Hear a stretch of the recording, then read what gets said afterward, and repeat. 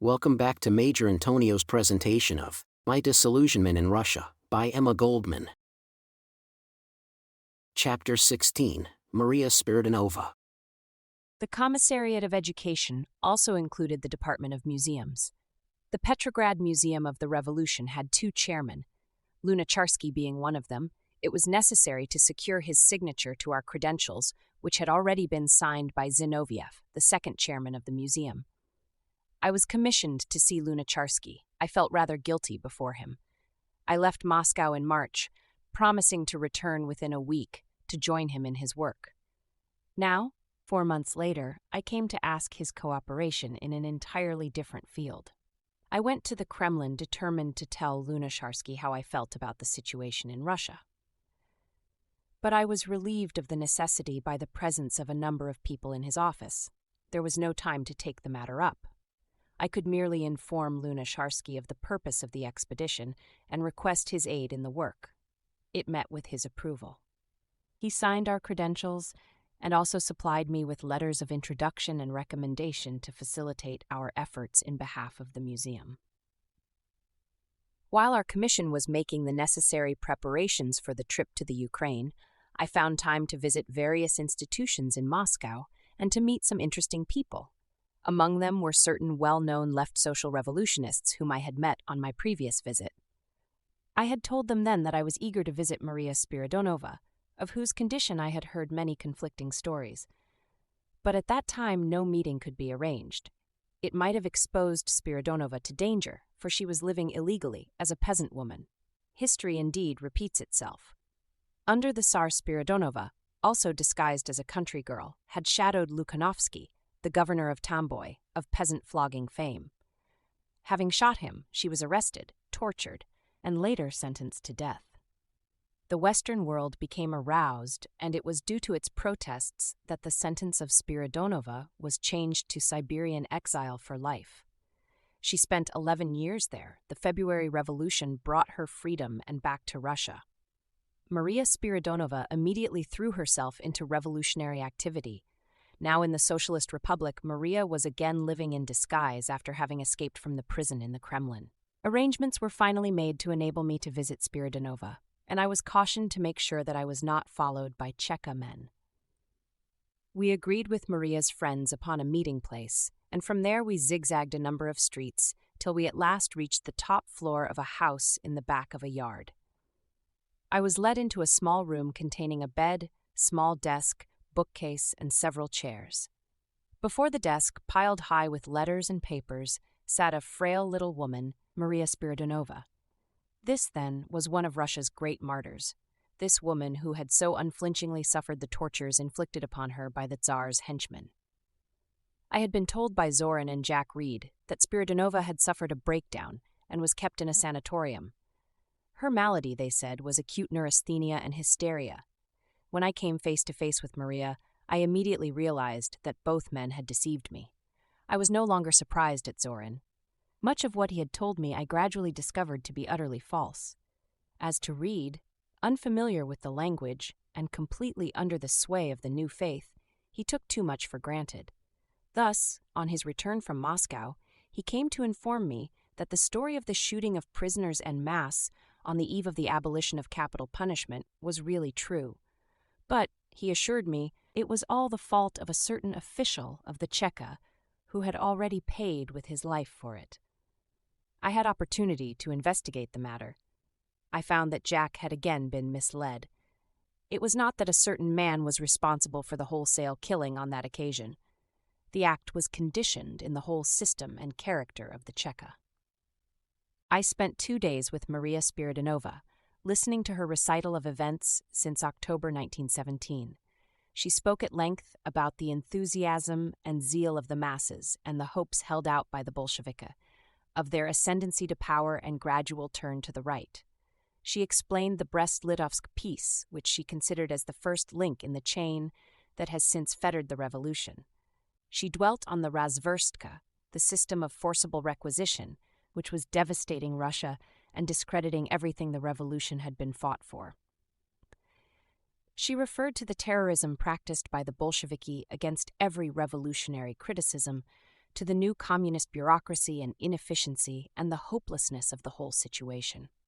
It was a crushing indictment against the Bolsheviki, their theories and methods. If Spiridonova had really suffered a breakdown, as I had been assured, and was hysterical and mentally unbalanced, she must have had extraordinary control of herself. She was calm, self-contained, and clear on every point. She had the fullest command of her material and information. On several occasions during her narrative, when she detected doubt in my face, she remarked, "I fear you don't quite believe me. Well, here is what some of the peasants write me." And she would reach over to a pile of letters on her desk and read to me passages heart-rending with misery and bitter against the Bolsheviki. In stilted handwriting, sometimes almost illegible, the peasants of the Ukraine and Siberia wrote of the horrors of the Razverstka and what it had done to them and their land. "They have taken away everything, even the last seeds for the next sowing. The commissars have robbed us of everything." Thus ran the letters. Frequently peasants wanted to know whether Spiridonova had gone over to the Bolsheviki. "If you also forsake us, Matushka, we have no one to turn to," one peasant wrote. The enormity of her accusations challenged credence. After all, the Bolsheviki were revolutionists. How could they be guilty of the terrible things charged against them? Perhaps they were not responsible for the situation as it had developed. They had the whole world against them. There was the Brest Peace, for instance. When the news of it first reached America, I happened to be in prison. I reflected long and carefully whether Soviet Russia was justified in negotiating with German imperialism. But I could see no way out of the situation. I was in favor of the Brest Peace. Since I came to Russia, I heard conflicting versions of it. Nearly everyone, excepting the communists, considered the Brest Agreement as much a betrayal of the revolution as the role of the German socialists in the war, a betrayal of the spirit of internationalism. The communists, on the other hand, were unanimous in defending the peace and denouncing as counter-revolutionist everybody who questioned the wisdom and the revolutionary justification of that agreement. "We could do nothing else," argued the communists. "Germany had a mighty army, while we had none. Had we refused to sign the Brest Treaty, we should have sealed the fate of the revolution. We realized that Brest meant a compromise, but we knew that the workers of Russia and the rest of the world would understand that we had been forced to it. Our compromise was similar to that of workers when they are forced to accept the conditions of their masters after an unsuccessful strike." But Spiridonova was not convinced. "There is not one word of truth in the argument advanced by the Bolsheviki," she said. "It is true that Russia had no disciplined army to meet the German advance, but it had something infinitely more effective. It had a conscious revolutionary people who would have fought back the invaders to the last drop of blood. As a matter of fact, it was the people who had checked all the counter-revolutionary military attempts against Russia. Who else but the people, the peasants and the workers, made it impossible for the German and Austrian army to remain in the Ukraine? Who defeated Denikin and the other counter-revolutionary generals? Who triumphed over Kolchak and Yudenich? Lenin and Trotsky claimed that it was the Red Army. But the historic truth was that the voluntary military units of the workers and peasants, the Povstanci, in Siberia as well as in the south of Russia, had borne the brunt of the fighting on every front, the Red Army usually only completing the victories of the former. Trotsky would have it now that the Brest Treaty had to be accepted, but he himself had at one time refused to sign the treaty, and Radek, Jaffa, and other leading communists had also been opposed to it. It is claimed now that they submitted to the shameful terms because they realized the hopelessness of their expectation that the German workers would prevent the Junkers from marching against revolutionary Russia. But that was not the true reason. It was the whip of the party discipline, which lashed Trotsky and others into submission. "The trouble with the Bolsheviki," continued Spiridonova, "is that they have no faith in the masses. They proclaim themselves a proletarian party, but they refuse to trust the workers." It was this lack of faith, Maria emphasized, which made the communists bow to German imperialism. And as concerns the revolution itself, it was precisely the Brest Peace which struck it a fatal blow. Aside from the betrayal of Finland, White Russia, Latvia, and the Ukraine, which were turned over to the mercy of the German Junkers by the Brest Peace, the peasants saw thousands of their brothers slain and had to submit to being robbed and plundered. The simple peasant mind could not understand the complete reversal of the former Bolshevik slogans of no indemnity and no annexations. But even the simplest peasant could understand that his toil and his blood were to pay the indemnities imposed by the Brest conditions. The peasants grew bitter and antagonistic to the Soviet regime. Disheartened and discouraged, they turned from the revolution. As to the effect of the Brest Peace upon the German workers, how could they continue in their faith in the Russian Revolution, in view of the fact that the Bolsheviki negotiated and accepted the peace terms with the German masters over the heads of the German proletariat? The historic fact remains that the Brest Peace was the beginning of the end of the Russian Revolution. No doubt other factors contributed to the debacle, but Brest was the most fatal of them. Spiridonova asserted that the left socialist revolutionary elements had warned the Bolsheviki against that peace and fought it desperately. They refused to accept it even after it had been signed. The presence of Mirbach in revolutionary Russia they considered an outrage against the revolution, a crying injustice to the heroic Russian people who had sacrificed and suffered so much in their struggle against imperialism and capitalism.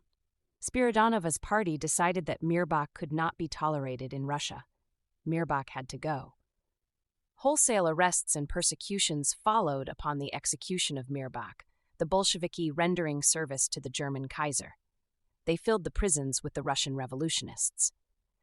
In the course of our conversation, I suggested that the method of razverstka was probably forced upon the Bolsheviki by the refusal of the peasants to feed the city.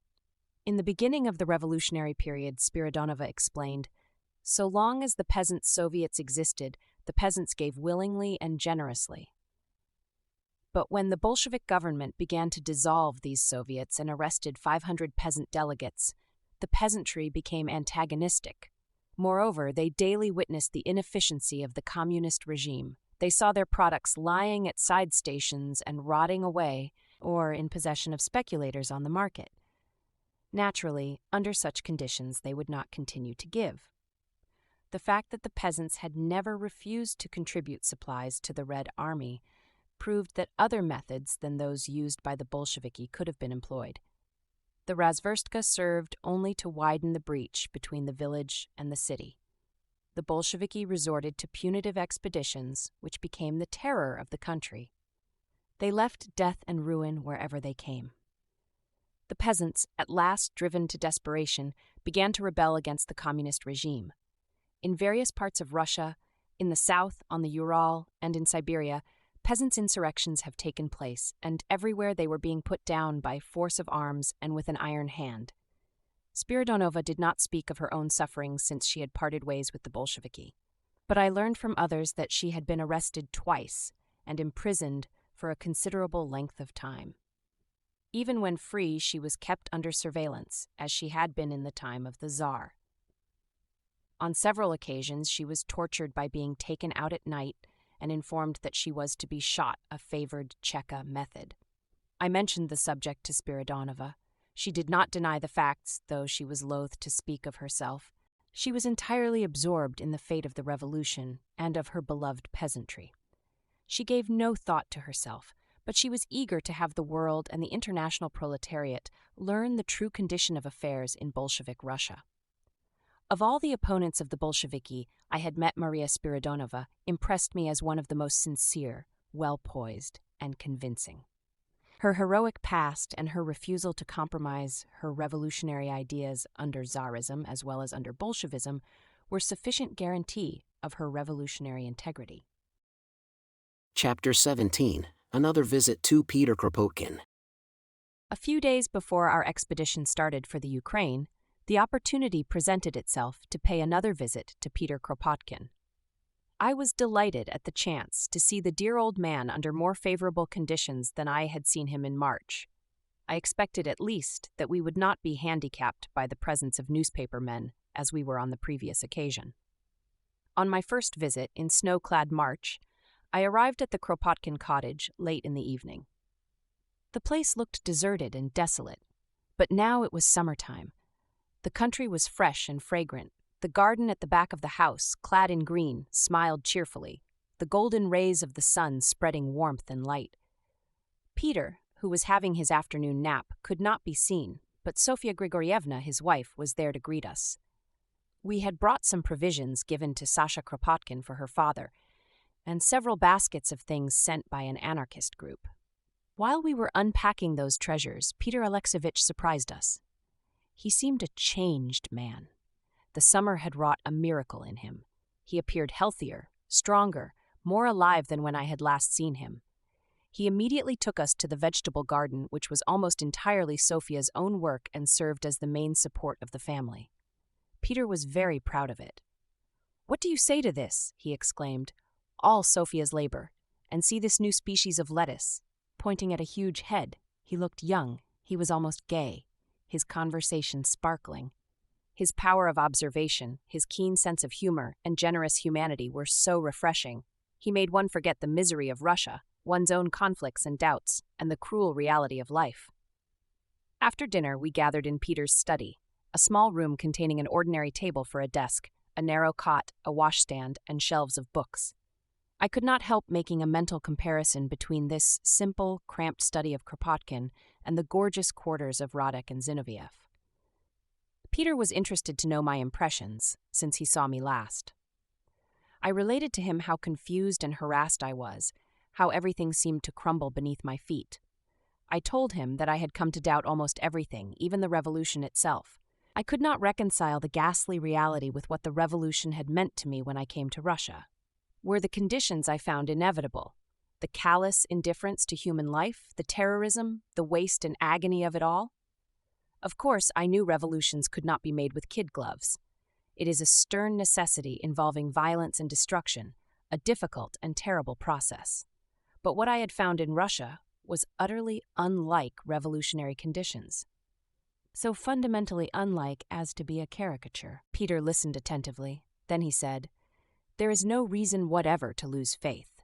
I consider the Russian Revolution even greater than the French, for it has struck deeper into the soul of Russia, into the hearts and minds of the Russian people.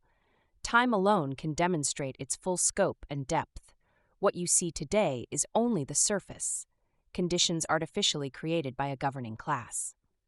You see a small political party which by its false theories, blunders, and inefficiency has demonstrated how revolutions must not be made."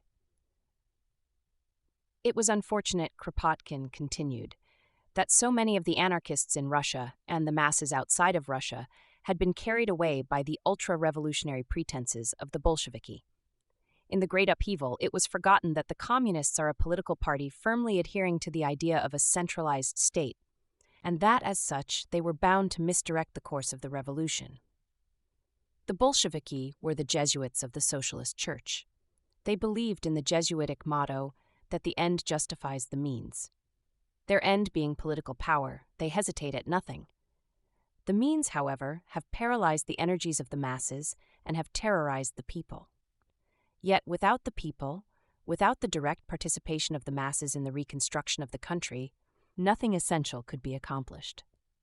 The Bolsheviki had been carried to the top by the high tide of the revolution. Once in power, they began to stem the tide. They have been trying to eliminate and suppress the cultural forces of the country, not entirely in agreement with their ideas and methods. They destroyed the cooperatives, which were of utmost importance to the life of Russia, the great link between the country and the city. They created a bureaucracy and officialdom which surpasses even that of the old regime. In the village where he lived, in Little Dimitrov, there were more Bolshevik officials than ever existed there during the reign of the Romanovs. All those people were living off the masses. They were parasites on the social body, and Dimitrov was only a small example of what was going on throughout Russia. It was not the fault of any particular individuals. Rather, was it the state they had created, which discredits every revolutionary ideal, stifles all initiative, and sets a premium on incompetence and waste. It should also not be forgotten, Kropotkin emphasized, that the blockade and the continuous attacks on the revolution by the interventionists had helped to strengthen the power of the communist regime. Intervention and blockade were bleeding Russia to death and were preventing the people from understanding the real nature of the Bolshevik regime. Discussing the activities and role of the anarchists in the revolution, Kropotkin said, "We anarchists have talked much of revolutions, but few of us have been prepared for the actual work to be done during the process. I have indicated some things in this relation in my Conquest of Bread." Puget and Pataud have also sketched a line of action in their work on how to accomplish the social revolution.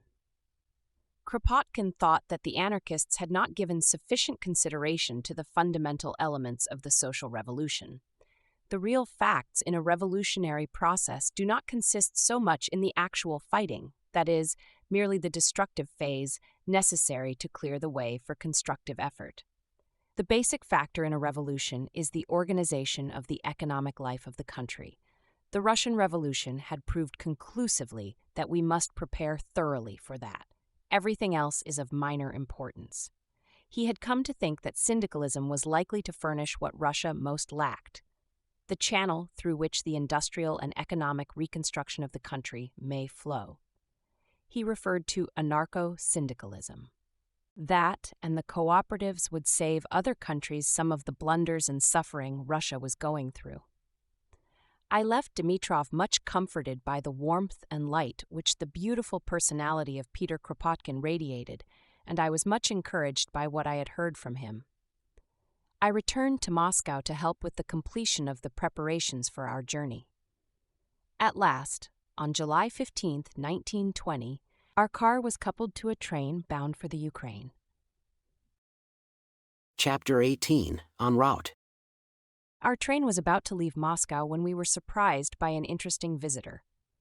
Krasnoshekov, the president of the Far Eastern Republic, who had recently arrived in the capital from Siberia. He had heard of our presence in the city, but for some reason he could not locate us. Finally he met Alexander Berkman, who invited him to the museum car. In appearance, Krasnoshekov had changed tremendously since his Chicago days, when, known as Tobinson, he was superintendent of the Workers' Institute in that city. Then he was one of the many Russian emigrants on the West Side, active as organizer and lecturer in the socialist movement. Now he looked a different man, his expression stern, the stamp of authority on him. He seemed even to have grown taller. But at heart he remained the same simple and kind, the Tobinson we had known in Chicago. We had only a short time at our disposal, and our visitor employed it to give us an insight into the conditions in the Far East and the local form of government.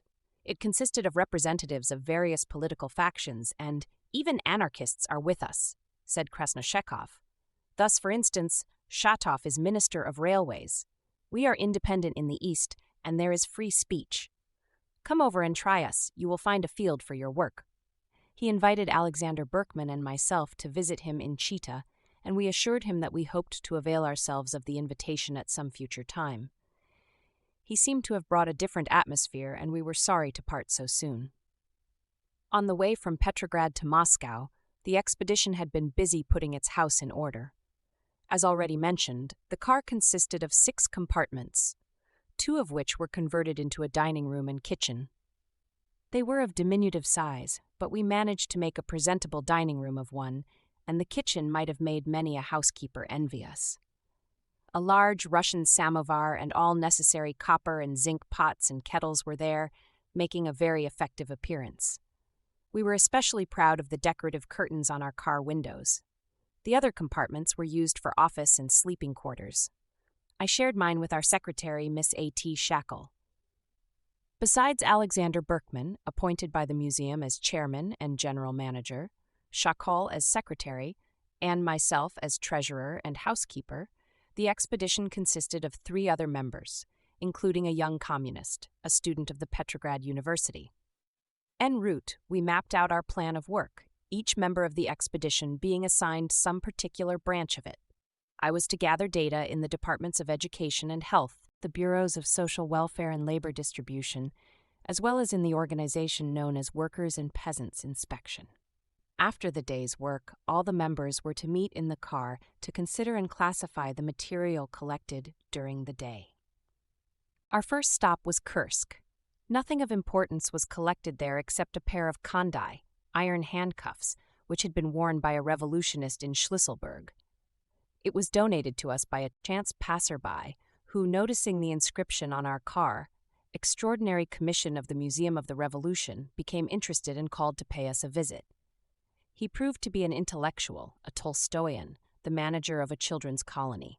He succeeded in maintaining the latter by giving the Soviet government a certain amount of labor required of him. 3 days a week, he taught in the Soviet schools of Kursk. The rest of his time he devoted to his little colony, or the children's commune, as he affectionately called it. With the help of the children and some adults, they raised the vegetables necessary for the support of the colony and made all the repairs of the place. He stated that he had not been directly interfered with by the government, but that his work was considerably handicapped by discrimination against him as a pacifist and Tolstoyan. He feared that because of it, his place could not be continued much longer.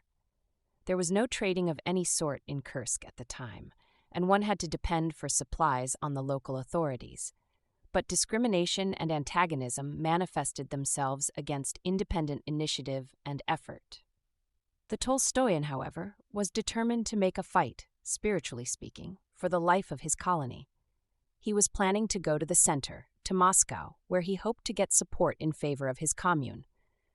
The personality of the man, his eagerness to make himself useful, did not correspond with the information I had received from communists about the intelligentsia, their indifference and unwillingness to help revolutionary Russia.